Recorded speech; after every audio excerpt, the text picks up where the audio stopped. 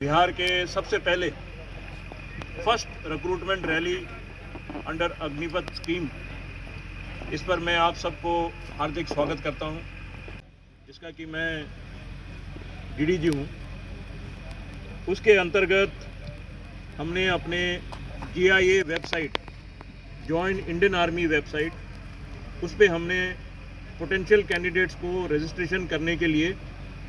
Site को खोला और ये साइट 5 अगस्त से लेकर 3 सितंबर 2022 तक फॉर 30 डेज़ खुला था, जो कि हमारा एक नॉर्म है। इसमें कैंडिडेट्स ने गया वाले इलाके से अपने आप को रजिस्टर किया और इसमें 11 गया के डिस्ट्रिक्ट शामिल हैं और जिनका भर्ती अभी इस इलाके साइट पे चल भी रहा है। ये डिस्ट्रिक्ट्स हैं अरवल, औरंगाबाद, गया, जमुई, जहानाबाद, कैमूर, लखीसराय, नालंदा, नवादा, रोहतास और शेखपुरा। इसके अंतर्गत तकरीबन 75 से 80 हज़ार बच्चों ने अपने आप को इस भर्ती के लिए रजिस्टर किया। ये मैं गया के इलाके की बात कर रहा हूँ। गया इलाके की रैली के लिए हमारे डायरेक्टर आर्मी रिक्रूटिंग ऑफिस गया, कर्नल कुलवंत सिंह मलिक साहब, जो मेरे साथ बैठे हैं, वो और उनके पूरे टीम ने इन 3-4 महीने में आउटरीच प्रोग्राम को अंजाम दिया। और इस आउटरीच प्रोग्राम का मकसद ये था कि हम अग्निपथ स्कीम के बारे में स्कूल में जाके, कॉलेज में जाके और NCC बटालियन के साथ मिलके और एक national social service scheme camp के दौरान इंडियन आर्मी का जो रिक्रूटमेंट प्रोसेस है वो फेयर है, बहुत ही फेयर है और बहुत ट्रांसपेरेंट है। और इस प्रोसेस को इंश्योर करने के लिए हमने कई स्टेजेस में चेक्स और बैलेंस रखे हुए हैं, जिससे कि हम इंश्योर करना चाहेंगे कि ये प्रोसेस फेयरली चले और ट्रांसपेरेंटली चले। तो इसलिए पोटेंशियल कैंडिडेट्स के लिए मेरे तरफ से मैसेज ये है कि वो किसी के भी बहकावे में ना आए, चाहे वो कोई एजेंट्स हों, चाहे वो कोई टाउट्स हों जो बोलते हैं कि हम आपका भर्ती करवा देंगे और वो कोई पैसा ले लें उनसे। तो इस टाइप के बहकावे में ना आए, क्योंकि वो अपने माँ बाप का मेहनत का कमाई जो है वो वेस्ट करेंगे। जो भी उन्होंने करना है अपनी अच्छी तैयारी करें, फिजिकल के लिए भी, रिटर्न के लिए भी, मेडिकल के लिए अपने को स्वस्थ रखें, जो भी रिक्वायरमेंट्स हैं, और प्रोसेस पे यकीन रखें। हम बिल्कुल फेयर रिक्रूटमेंट प्रोसेस को करेंगे। बच्चों का मेडिकल टेस्ट कराया जा रहा है और इसके लिए हमारे SRMO साहब, सीनियर मेडिकल ऑफिसर साहब यहाँ मौजूद हैं। उनकी मेडिकल की टीम है, वो लोग अपना मेडिकल का जो टेस्ट है बच्चों का वो यहीं पे कर रहे हैं।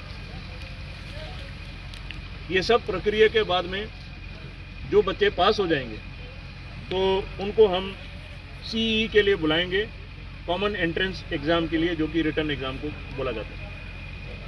ये रिटर्न एग्ज़ाम 15 जनवरी 2022 को होगा और इसके लिए जब हम बच्चों को एडमिट कार्ड देते हैं, उस एडमिट कार्ड में उनका डिटेल दिया जाएगा कि किस लोकेशन में होगा और उन्होंने कब रिपोर्ट करना है, किस तरीके से। 1 दिन का टेस्ट होता है। आप लोगों को शायद पता होगा कि इस रैली में हम लोग बच्चों को एज रिलैक्सेशन दे रहे हैं, यानी कि नॉर्मल समय में 21 साल तक रिक्रूटमेंट रैली में बच्चे हिस्सा ले सकते हैं, लेकिन इस साल कोविड-19 में जो टर्बुलेंस हुआ, उस टर्बुलेंस को मद्देनज़र रख के 2 साल और एडिशनल दिया गया है। तो इस वाले रैली में अप टू 23 ईयर्स, 23 साल तक के जो कैंडिडेट्स हैं वो हिस्सा ले रहे हैं, लेकिन ये सिर्फ 1 टाइम मेजर है इस कोविड के टर्बुलेंस से चलते। 20-25 दिन और चलेगा इस तरीके से। सबसे पहले इनका फिज़िकल टेस्ट होने के बाद में इनकी डॉक्यूमेंट चेकिंग होती है और इस चीज़ को मैं थोड़ा एम्फोसाइज़ करना चाहता हूँ कि डॉक्यूमेंट्स के चेकिंग के लिए हम बहुत स्ट्रिक्ट हैं, उस पर हम गौर भी करते हैं। इन डॉक्यूमेंट चेक्स में हम लोग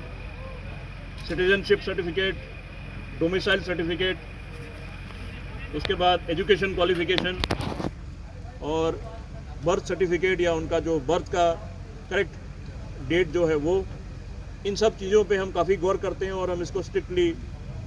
इंश्योर कर रहे हैं कि कोई भी फ्रॉडुलेंट एंट्री नहीं होना चाहिए, फ्रॉड तरीके से कोई भी भर्ती का इंतजाम नहीं होना चाहिए। अपने रैली को कंडक्ट करने के लिए अच्छे से ऑर्गेनाइजेशन करें, बंदोबस्ती कार्रवाई जो है उसको हम उम्दा तरीके से करें। इसके लिए ARO मुजफ्फरपुर के डायरेक्टर साहब, गया के डायरेक्टर साहब, उनकी टीम, उन्होंने मुजफ्फरपुर के जो सिविल एडम हैं, सिविल एडमिनिस्ट्रेशन के जो अहदेदार हैं, उनसे मिल के उनके कोऑर्डिनेशन के साथ बहुत सारे जो तैयारी करने की जो ज़रूरतें होती हैं उनके लिए कोऑर्डिनेट किया और नतीजा आप देख सकते हैं कि जिस चक्कर मैदान में आप आज मौजूद हैं वहाँ पे एक बहुत ही आला तरीके से बंदोबस्ती कार्रवाई कर रखा है, ताकि जो भी बच्चे आते हैं, कैंडिडेट आते हैं, उनको रैली साइट में जैसे ही वो इन होते हैं उनको कैसे गाइड करना है, कहाँ पे ले जाके उनकी एंट्री करवानी है, अटेंडेंस लगवाना है, फिर उनके डॉक्यूमेंट्स को चेक करना है, उसके बाद उनको फिज़िकल टेस्ट वगैरह के लिए उनको प्रोसेस करना है।